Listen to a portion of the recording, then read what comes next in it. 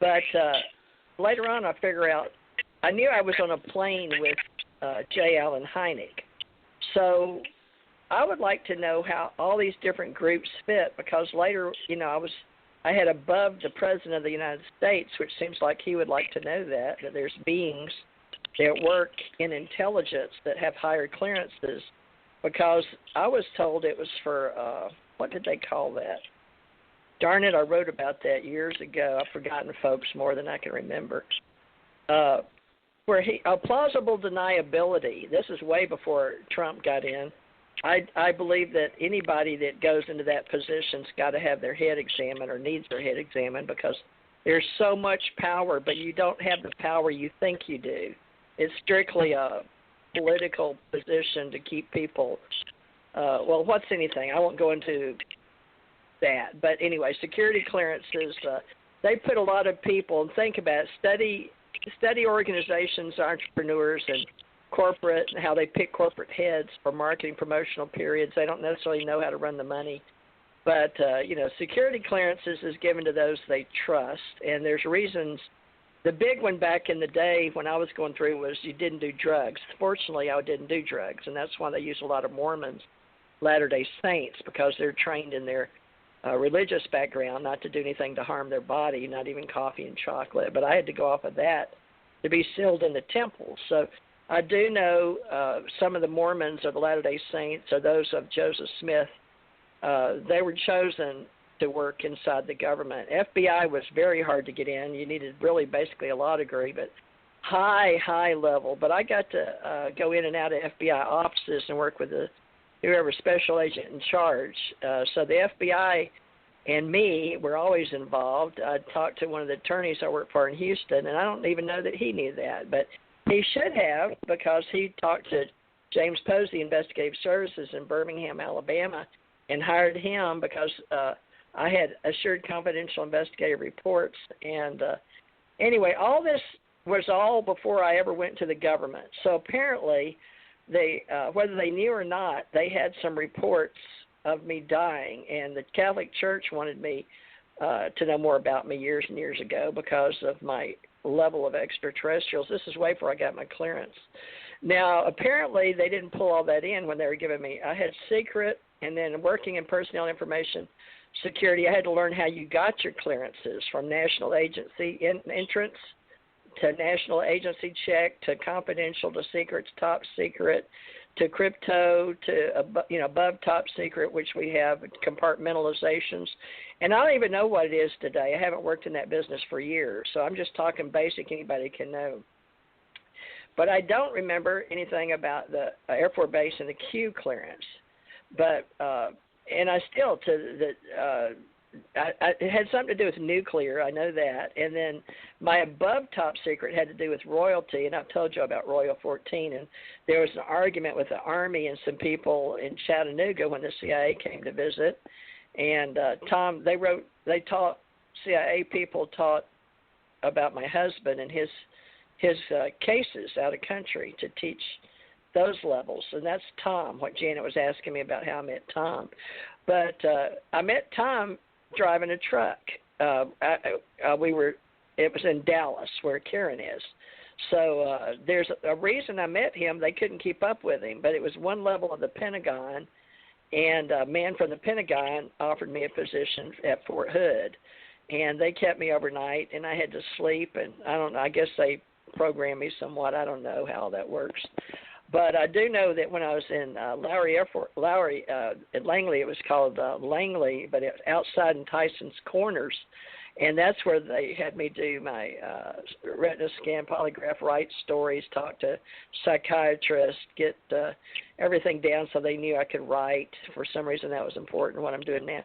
But I don't know if the CIA has any clue that the men in black are the same or extraterrestrials. Now, I was told that some of them had to do with the nuclear people.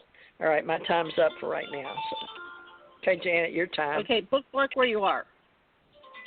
Okay, hold on. Getting this set. Don't we go to Karen now? Or no, that was Karen. Yeah. Is it me now? That's me. Okay. Oh, wait. No, it's you now. Okay. You now. I'm getting confused. You and then Karen me and me okay. and then you. So, Karen and me.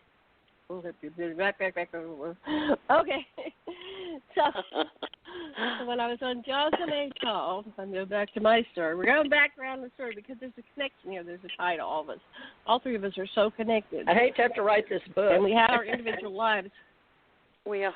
Yeah, well, we will. This is getting written. So,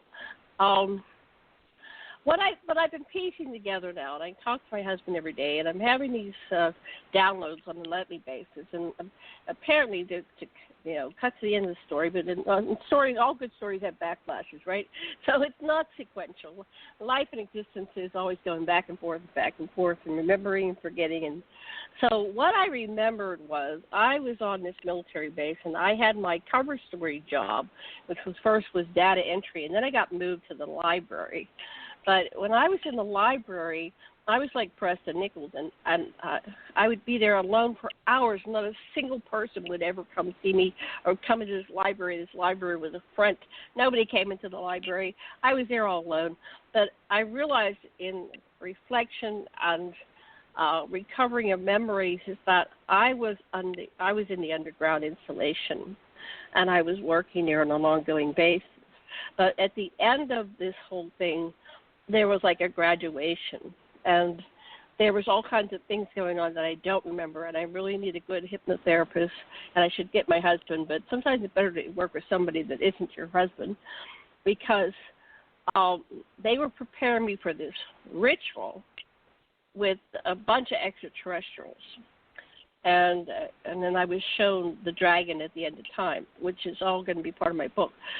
The importance of this is that I opened a Stargate, a portal, and TJ talks about opening the Stargate, the portal, and sending a signal through, and it takes time to send it and come in and bring it back. Well, this Stargate that is underneath Johnson Atoll is like the halls of Amenti that were described by Thoth, Thoth, Nagashita, and TJ has a remembrance of the incarnation as Thoth, Thoth, Nagashita, and I have some remembrances of being Nimma. And so what does it mean to be or to have an incarnation? And at the highest level of existence, we all are one, and we're one person who subparses our lives into segments, but it's one life and we have segments of. So I think we have access to the totality of each and every one of us, individually and collectively.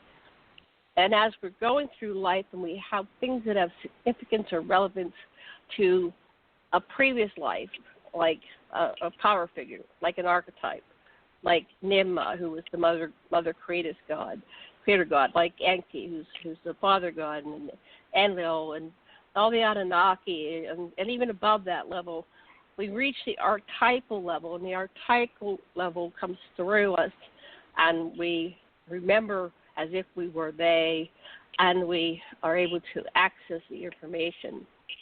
So I was down at this ritual, which was a graduation, and it was the day that the portal was going to open, and I had to stand in the right place. I was dressed in a gown from Henry VIII time, and everybody around me was dressed. It was like eyes wide shut, but everybody had individual gowns and costumes that were just right out of a Hollywood movie. And as I stood in this beam of light that made a circle on the floor and in the interior of the earth and the halls of Amenti, this tall obsidian wall dissolved, and we were able to see the dragon, which is the mother dragon. And it's a giant race. You know, we have stories of giants, and there were humans that were 30, 40 feet tall, but there were also giant dragons that were just like Smaug in The Lord of the Rings, and the memory of that came through J.R.R. Tolkien, and he told a tale which we told in Hollywood. So everything goes round and round in circles, and you think it's not me, and then it is me, and it's the story of them and the story of us, but it's the human story. And we all have pieces of it that we access, and it's important for us to tell our tale. End of my time. Karen. Yes, I think that's Your turn. true. Let me see. Okay, Starting. Oh, that's perfect. Perfect sound for what we're doing. Okay, go for it. I think we all have these lives, these existences, and I think that we're all being communicated with. There are people who tend to avoid it, and apparently there are more that avoid it than don't. For the way they were raised, where they came in, what they decided to do, to keep the cozy pillow. Well, the pillow's not very cozy anymore. And then things start to happen, and the higher masters, the angels, the other races that are not from this planet are stepping in to assist these people to start to desire, to seek within their life, to seek what's beyond here, to seek what it's like, and then they can ask questions, and then they can go forward. It's actually a beautiful time to raise the spiritual part of self and to really be close to God, the source, the force, whatever word, because these are the times that you get your answers on those levels. And things start to come in an invisible thought. It doesn't manifest in the heavy 3D that we're looking at the walls right now or whatever. It is within, and it is a feeling, and it can manifest, and they're trying to make contact to make it easier, because if our frequency as a mass is lifted high enough, all this stuff that's going on out there is going to be healed, and it's going to go away.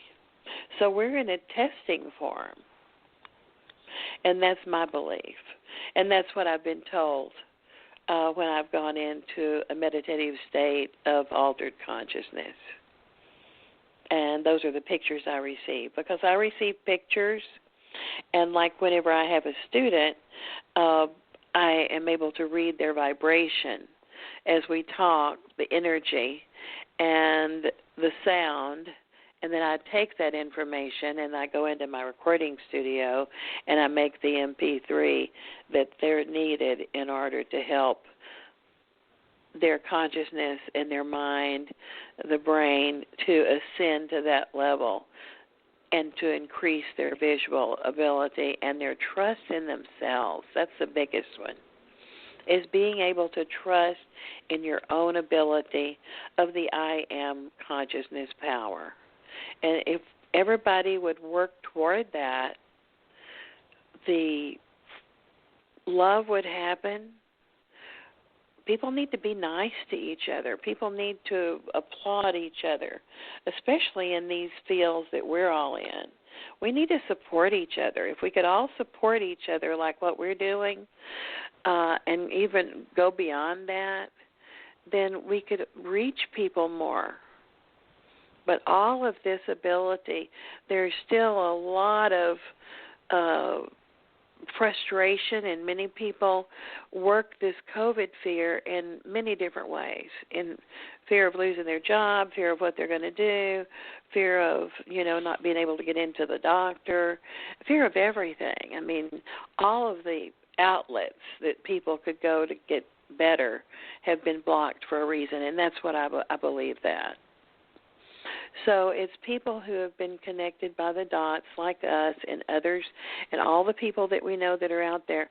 We have a mission. We have an assignment that we are here to do, not for ego, not to be number one or this or that, but to really help awaken, to say we have a beautiful planet,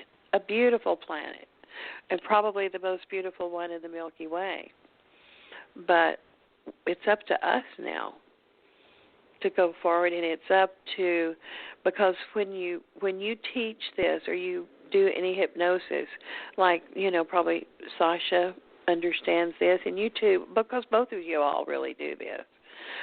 You know how when you reach somebody, you're trying to say words, Well, there are no words, so you have to use the tone of the words and then transport the picture